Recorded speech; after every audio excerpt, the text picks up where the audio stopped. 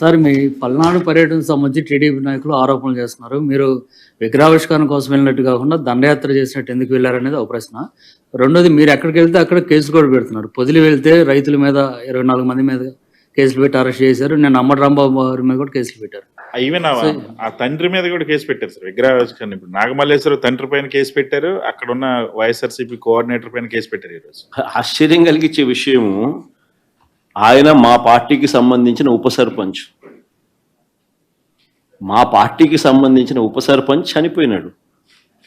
పోలీసుల హరాస్మెంట్కు లోనై చనిపోయిన నేపథ్యంలో ఆ ఉప సర్పంచ్ తండ్రి ప్రైవేట్ కంప్లైంట్ కూడా లాంచ్ చేసినాడు. కోర్టు నుంచి కూడా ఉత్తర్వులు తీసుకొచ్చినా కూడా ఆ సిఐ రాజేష్ అనే వ్యక్తి మీద ప్రైవేట్ కంప్లైంట్ లాంచ్ చేసి కోర్టు నుంచి ఉత్తర్వులు తీసుకొచ్చినా కూడా ఇంకా కేసు కట్టలా. అలాంటి ఆయన బాధలో భాగస్వామిని అవుతూ నేను మా పార్టీకి సంబంధించిన మా వాళ్ళ ఇంటికి నేను పోవడం తప్ప అని అడుగుతా ఉన్నా. ఆయన విగ్రహం పెట్టింది ఆయన కొడుకు విగ్రహం, అది పెట్టుకున్నది ఆయన సొంత స్థలంలో, అది ఆయన ఇంటి పక్కన, అది ఆయన ఇష్టము.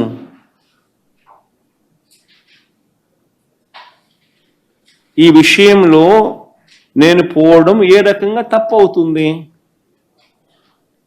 అలా పోవడం ఒక తప్పు అన్నట్టుగా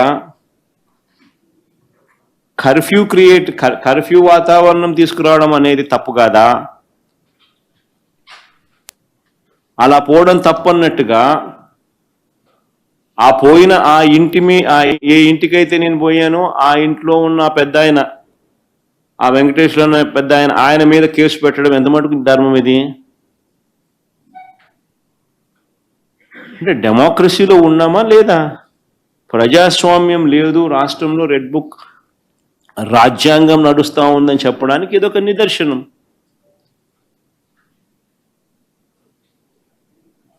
ఇంతకన్నా ఘోరమైన అన్యాయమైన రాజకీయ పరిస్థితులు బహుశా ఎక్కడ ఉండవు, ఒక మన రాష్ట్రంలో మాత్రమే ఉంటాయి. సార్, రాష్ట్రంలో వివిధ అంశాలకు సంబంధించి మీరు పర్యటనలు చేస్తూ ఉన్నారు. అయితే మీ పరామర్శలు కానీ మీ యాత్రలు కానీ ఇవన్నిటిని కూడా law and order situation create చేస్తూ ఉన్నాయి, శాంతి భద్రతలకు విఘాతం కలిగిస్తున్నాయని అటు ప్రభుత్వానికి సంబంధించిన ప్రతి వాళ్ళు మాట్లాడుతున్నటువంటి పరిస్థితి సార్. లా అండ్ ఆర్డర్ సమస్యలు ఎవరు క్రియేట్ చేస్తున్నారు స్వామి? నేను పోతాను, కలుస్తాను, వస్తాను, వీళ్ళకేం సంబంధము? రైతుల దగ్గరికి పోయినాను, రైతులను కలిసినాను, రైతు సమస్యను లేవనెత్తినాను, ప్రెస్లో అడ్రస్ చేసినాను, రైతు సమస్యలనే లేవనెత్తినాను, రైతు సమస్యలే చెప్పినాను. ఎవరికి ఏం తప్పు జరిగింది? ప్రతిపక్షంలో ఉన్న ప్రతిపక్ష నాయకుడిగా నేను చేయాల్సిన ధర్మం నేను చేసినాం. నా ప్రోగ్రాంను అడ్డుకునింది మీరు. ఎందుకు అడ్డుకున్నారు? నా ప్రోగ్రాంకి ఎంతమంది వస్తే నీకేం బాధ? నీ ప్రోగ్రాంకు రాలేదని నీకెందుకు అంత బాధ? నీ మొహం చూడడానికి ఎవరు రావడం లేదు ఎందుకనంటే నువ్వు చేసిన పన్నట్టుండయి. నువ్వు అందరినీ అబద్ధాలు చెప్పి అందరినీ మోసం చేసి నువ్వు అందరి ఉసురు నువ్వు పోసుకుంటా ఉండవు. కానీ మా ప్రభుత్వంలో మేము చెప్పిన మాటలనే పెట్టుకున్నాం, అందరికీ మంచి చేసినాం. కాబట్టి ప్రతి ఒక్కరిలో కూడా ప్రేమ మా పార్టీ మీద, మా మీద ప్రేమ ఎక్కువైంది. ప్రేమ ఎక్కువైనప్పుడు వాళ్ళు వస్తే తప్పే ఉంది. వాళ్ళు వచ్చినందువల్ల నీకేం బాధ? నువ్వేమైనా వాళ్ళకైనా భోజనం పెడతానావా? నువ్వేమైనా వాళ్ళని ఏమైనా చూసుకుంటున్నావా? నీకేం బాధ? మా పార్టీ వాళ్ళు, లేకపోతే నన్ను అభిమానించే వాళ్ళు, నన్ను ప్రేమించే వాళ్ళు, లేకపోతే ప్రజలతో పాటు నేను మమేకం అవుతున్నాను, వాళ్ళకు లేని బాధ నాకు లేని బాధ నీకెందుకు బాధ? గంజాయి బ్యాచ్ అదే నేను చెప్పేది. ఆయన ప్రతి ఒక్కరి మీద అబాండాలు వేయడం ఆయనకు అలవాటు అయిపోయింది. రైతుల సమస్యలు నేను లేవనెత్తితే నేను వెళ్ళేదాకా రైతుల సమస్యలు ఆయన ఎందుకు ప్రస్తావించలేదు? అదే పొగాకు రైతులకు కానీ, అదే మిర్చి రైతులకు కానీ, అదే తెనాలిలో జరిగిన ఘటనకు కానీ, లేకపోతే నిన్న జరిగిన ప్రైవేట్ కంప్లైంట్ ఇచ్చే విషయంలో కానీ, ఇవన్నీ కూడా జెన్యూన్ ప్రాబ్లమ్స్ అవునా కాదా? ప్రతి ఒక్కరికి జరిగిన నష్టం అవునా కాదా?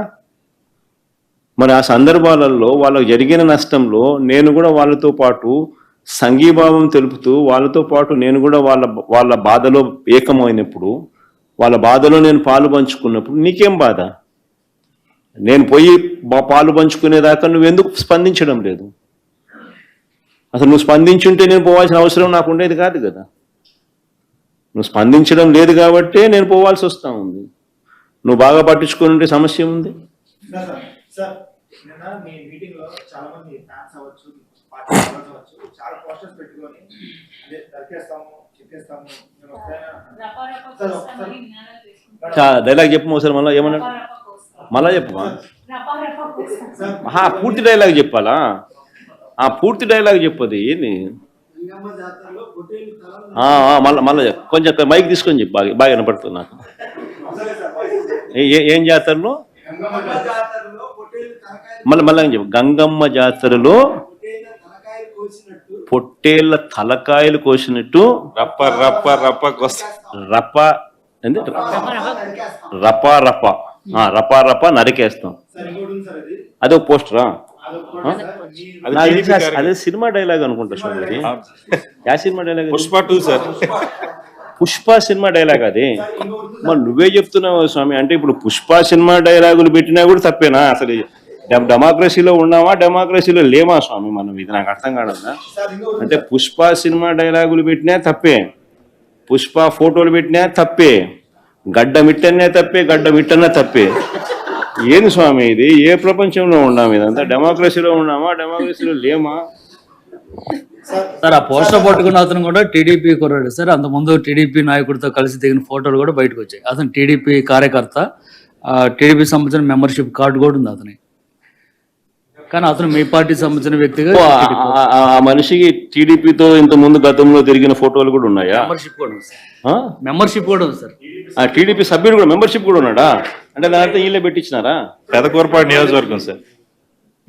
ఓ టీడీపీ సభ్యత్వం కూడా ఉందా మరి? మనది బాగా చూడండి అబ్బా. అయితే సభ్యత్వం కూడా ఉందంట.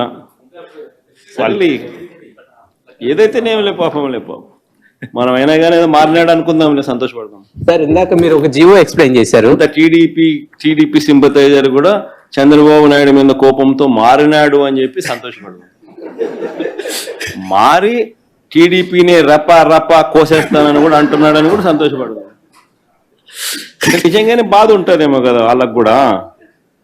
అన్ని పథకాలు ఎగరగొడతా ఉన్నాడు, అన్ని అబద్ధాలు అయిపోయినాయి, ఫీజు రీయింబర్స్మెంట్ లేవు, ఆరోగ్యశ్రీ లేదు, రైతులకు పెట్టుబడి సహాయం రావడం లేదు, పెట్టుబడి గిట్టుబాటు ధరలు రావడం లేదు, మరో పక్క అబద్ధాలు మోసాలతో సూపర్ 6లు లేవు, సూపర్ 7లు లేవు. మరి ఆయన బతుకులు చిన్నాభిన్నం అయిపోయిన పరిస్థితుల్లో ఆయనలో మార్పు వచ్చిందేమో. వచ్చి ఆయన కూడా టీడీపీ యాక్టివ్ మెంబర్ అయినా కూడా వైసీపీలోకి తాను చేరి టీడీపీ వాళ్ళ ఫోటోను, టీడీపీ వాళ్ళ మీద ఆయన ఆక్రోశం చూపిస్తూ ఏమన్నాడు? ఏ జాతరలో? గంగమ్మ జాతరలో పొట్టేళ్ళు తలలు నరికినట్టు రపా అని నరుకుతానని చెప్పి ఆయన అంటే దాని అర్థమైంది. మరి చంద్రబాబు నాయుడు అనే వ్యక్తి ఇంత మోసం చేస్తా ఉన్నాడు కాబట్టి ప్రజలు అంత కోపాన్ని చూపిస్తా ఉన్నారు. అందులో వాళ్ళ కార్యకర్తనే వాళ్ళ నుంచి మారి వైసీపీలోకి వైసీపీ కార్యక్రమంలో పాలు పంచుకొని మన అభిమానస్తుడై నెక్స్ట్ టీడీపీ ప్రభుత్వంలో టీడీపీ వాళ్ళను రపా ఏం జాతరలోది? గంగమ్మ జాతరలో ఏం పొట్టేలు తల నరికినట్ట రపా నరుకుతాను. మంచిది కదా.